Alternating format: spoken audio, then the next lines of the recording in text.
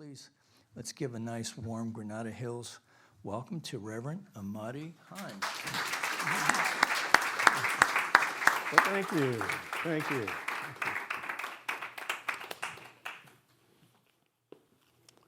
Well, it is certainly a pleasure and an honor, really, to be here. Thank you, Reverend Michael, for inviting me. And I'm just really glad to share. It's just a beautiful thing to come together and to, in the spirit of love, as the song was saying. So I just really consider it to be an honor. And so I'm going to be tying my message to the monthly theme, Divine Discomfort. And so that theme is appropriate for Black History Month and really anybody's history, because history has shown us that there is no progress without discomfort. And we all know that change is not comfortable. So we must move forward in spite of and because of the circumstances we face in life. In my ministry, I have learned, and I'm sure Reverend Mike can attest to this, that you gotta deliver the mail, even on a bad day. And so this is true in ministry, and it's true in life. We must persevere through the adverse conditions that we face in life to do the work that must be done to fulfill the mission. And so the title of my talk today is Working Through Adversity Together. So in honor of Black History Month, I want to take this time to acknowledge the African cultural heritage that people of African descent have inherited. Excuse me, move this over here a little bit. All groups have contributed to the progress of the world. Race is a false construct because we really are not that different from each other. What is more significant is our cultural background and heritage, and that shapes our orientation and approach to life, our cultural background and heritage. We are indeed spiritual beings, having a human experience while living in a spiritual universe governed by spiritual laws. That is our true spiritual identity. Understanding this allows us to look beyond the conditions of our lives, to see the unlimited potential that's inside of us and the infinite possibilities that are in front of us. So in that sense, we all are one, striving for empowerment so that we can live fulfilling lives. As Emma Curtis Hopkins says, there's good out there and I ought to have it, right? That's a famous quote in our movement.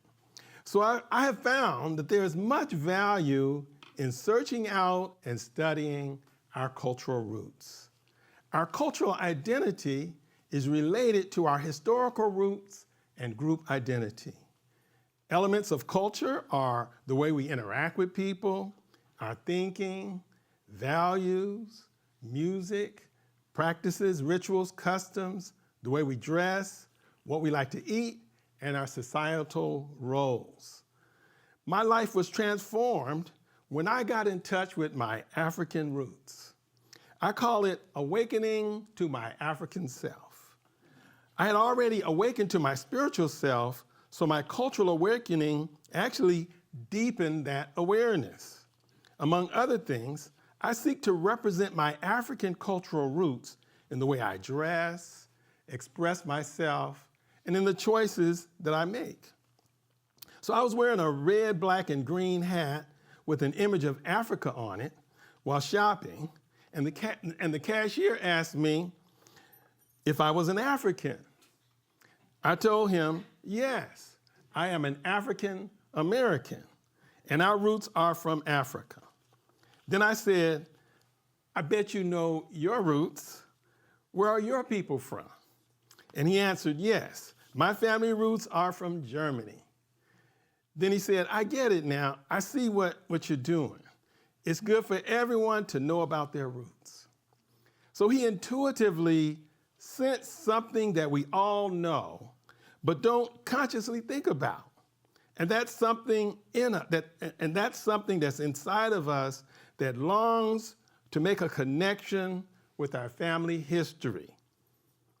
And the farther back we go, the more fulfilling it will be. This connection allows us to get a sense of where we fit in a larger story, which is the story of our ancestors. And so cultural awareness grounds us in a deeper sense of self and gives us a higher level of confidence in our personal interactions. The Jewish community is an example of a group that emphasizes their cultural heritage. And I believe that it has helped to empower them individually and collectively. So my cousin did an ancestral search for our family, and I found out that my family roots go back to Nigeria. So I encourage all of us to learn about and identify with our cultural heritage. Make it a positive and not an exclusive endeavor. Let's be for something and against nothing. So so it's about loving yourself, embracing yourself. Not that you're against anyone else, it's just that you appreciate your own uniqueness and your own story. So just as we study various cultures, such as Native American and Oriental cultures, to enrich our lives, let's remember to value the most ancient of cultures, which is African culture. So I'm going to talk a little bit about African culture for those who may not know much about it. So during African American Black History Month, it's important to note that Black people have a rich cultural heritage that did not start in slavery, but extends back for thousands of years in Africa. The 400 years, which included slavery and its subsequent oppressive measures, is just a blip on the screen of our rich and glorious history.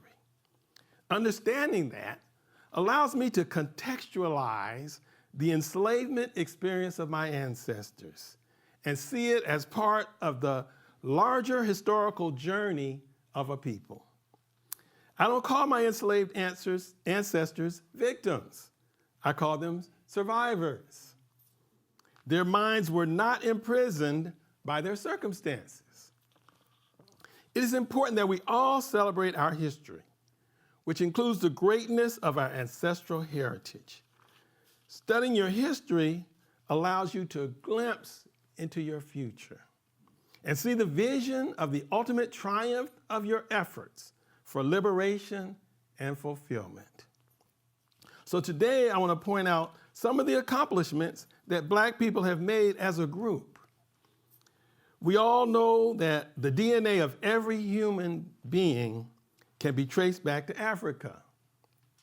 African people were indeed the first people. So in that sense, we're all Africans. From my perspective, the earliest civilization started in Africa. The ancient Egyptian civilization was founded by Africans, the Nubian Cushites, who migrated down the Nile River from Ethiopia and Sudan. They built the pyramids and temples that we still visit today. In fact, there are more pyramids in Nubia, which is Ethiopia, Sudan, than in Egypt. Most of them got submerged when the Suez Canal was constructed. The Greek temples were modeled after those in Africa. The oldest medical treatise, the Edwin Smith Papyrus, was found in Africa. Perhaps the oldest document on advanced mathematics, the Rhind Mathematical Papyrus, was discovered in Africa. And did you know that New Thought and the science of mind have roots in Africa? The Shabaka stone is the earliest documented text regarding the creative word, or the logos, as the Greeks called it. It is the oldest reference to the idea that thought is creative. It was an ancient stone document found and restored by a Nubian pharaoh, Shabaka, in 760 before the Common Era. And so this is an excerpt from the Shabaka Stone. The seeing of the eyes, the hearing of the ears, and the breathing of the nose are communicated to the heart and mind. And the heart and mind cause all perceptions to come forth. What the heart and mind think and wish is declared by the tongue. Thus, by means of the word, all faculties and qualities were fashioned and created, which furnish all food and yield all nourishment, according to the command which is conceived by the heart and mind and brought forth by the tongue, which creates the usefulness and action of everything. And so that's the earliest reference to the idea that our thought is creative, our word actually takes form. So that ancient commentary on the power of the spoken word is called The Creation of Ra Espata, and it was taken from a book on ancient Egyptian literature called the Hosea, which was translated by Dr. Maulana Karanga, the creator of Kwanzaa. So when we learn about the greatness of our ancestors, it informs us that we too can accomplish great things. We can't fully know who we are until we know where we are from. As we affirm the spiritual truth about our lives, we don't want to be unaware of the facts of our experiences and of our history. We all partake in the rich cultural heritage of America, which is called a melting pot.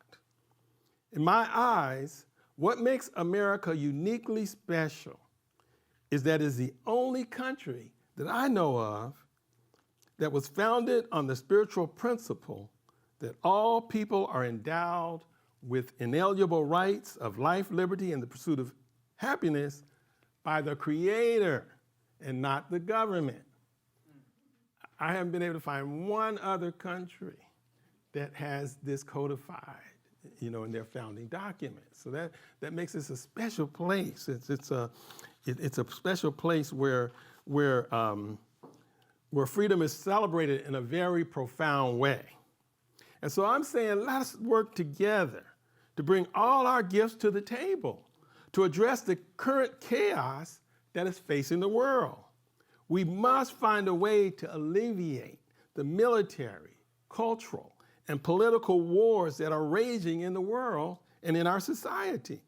We must find common ground in a diverse society. The basis of life is freedom, and the purpose of life is joyful self-expression. If we really want to build a world that works for everyone, we can learn from the stories of our ancestors and each other's stories, and together build a better society. The study of history allows us to learn from our past so that we can eliminate what didn't work and build on what did work. I think that we should celebrate our cultural and ethnic distinctions, and then work together across our cultural differences to create that world that works for everyone. The African concept called Sankofa tells us to look back to move forward. A Ghanaian proverb says, it is not taboo to go back and fetch what has been forgotten. And so this is the Sankofa bird, which is a bird that's looking back while it's moving forward to reflect the fact that we have to learn from the past to better deal with the future and then to better deal with the present and then plan for the future. And so there are spiritual principles that we can master that will lead us out of any adversity we may encounter. One such principle is called the law of compensation. It is articulated in the book Working with the Law by Raymond Halliwell. I don't know if any of you have heard it. You probably read it. You never heard of that? Working with the Law, which in essence tells us that if you want more, you must become better. We attract to ourselves only what we have earned in consciousness. Only when we have ceased to recognize a condition will we cease to attract it. The person who becomes better will attract better circumstances and will be given greater things to do. When you become too large, this is the key to how it works. When you become too large for your present place, you will begin to draw to yourself something larger. You cannot attract the better until you first become larger. And so this principle tells us that we must expand in whatever situation we find ourselves, and thereby being moved from where we are to where we want to be. And it's not just expanding in terms of your abilities and your performance, it's expanding your perspective and your perception. So you're thinking bigger, seeing bigger, expecting bigger. And so the whole strategy is that you want to outgrow your space. If you're not where you want to be, just work on yourself till you can outgrow your space. And this is the formula that I used for promotions in my past career in civil service. I kept working to improve myself and expand my perspective, and that's how I was able to get several promotions. And so in the book, The Growing Edge by Howard Thurman, he speaks about the growing edge where life is expanding beyond the limits of what has been and appears to be. It is that place where hope springs eternal. And so on page 178 of that book, The Growing Edge, he said, no experience, no event at any particular moment in time and space exhausts what life is trying to do. There's always a growing edge. At the time when the slaves in America were without any excuse for hope, and they could see nothing before them but the long, interminable cotton rolls and the fierce sun and the lash of the overseer, what did they do? They declared that God was not through. They said, we cannot be prisoners of this event. We cannot scale down the horizons of our hope and our dreams and our yearnings to the level of the event in our lives. So they lived through their tragic moment until at last they came out on the other side, saluting the fulfillment of their hopes and their fear and their faith, which had never been imprisoned by the event itself. This is a powerful American story because people of goodwill made emancipation happen. And so Howard Thurman was telling us that there's always more to life than what appears on the surface. And we can reach for it and transcend the discomforts, challenges, and obstacles we face, no matter how bad things seem to be. And so this applies to each of us individually, no matter what ethnicity we may be. We always have to look beyond the appearances, as I'm sure you all know, to a bigger idea. Because the answer that we're looking for is really just an idea away. It's really, you're probably closer than you think. It's just maybe some minor adjustments. And you can begin to step into that experience that you're looking for. And so I think we can use the example of the resilience of the enslaved Africans to inspire us today as we seek to untangle the chaos that seems to have engulfed the world. Let's look beyond the appearances to God's perfect idea for the situations we are facing. Let's celebrate who we are spiritually and culturally and find unity in the midst of diversity. We don't have to have the same philosophical or cultural orientation in order to speak truth to each other and come in agreement for the healing of the world. To create a world where everyone is included and no one is excluded. Let's work through adversity together as we create a world and a better society by becoming better people. Peace and blessings. Thank you.